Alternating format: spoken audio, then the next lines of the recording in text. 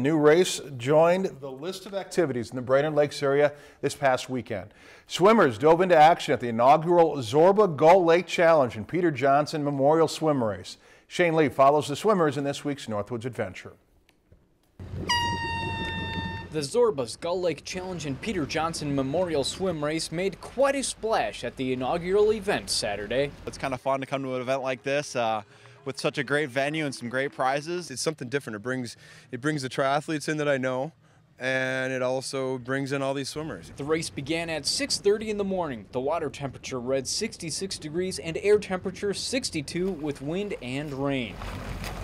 The spectators may not enjoy the rainy and windy weather, but the swimmers actually appreciate it. I was looking at the flags, and I think we had a little bit of a tailwind, which can make a difference a little bit with the waves going in the right direction. The swimmers worked their way 2.4 miles across Lake Margaret. The distance equals the length of the swim portion of the Ironman race. They had the course marked really well, so I was just going buoy to buoy, and they had buoys at each half mile, so it was easy to keep track. It was kind of fun to go point to point to point and kind of follow along the shoreline. Kind of going through some of the channels was interesting. I've never swam under a bridge. Weinzerl employed an interesting technique during the middle of the race. The water gets a little shallow, my arms are a little long, so I tend to just stand up and run a little bit.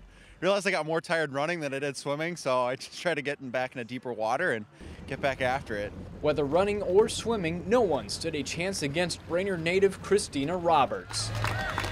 There are a number of strong swimmers out there, and I kept thinking about one being on my tail the whole time, and that actually kept me motivated. So when I finished out in front, it was pretty exciting. The event raised money for the Brainerd High School swim teams and paid homage to the late swimming enthusiast Peter Johnson, who died May 2013. He and his grandson were in the Gull River, and he had a heart attack, and they spilled out, and he was able to swim ashore enough to save his grandson, and then he died.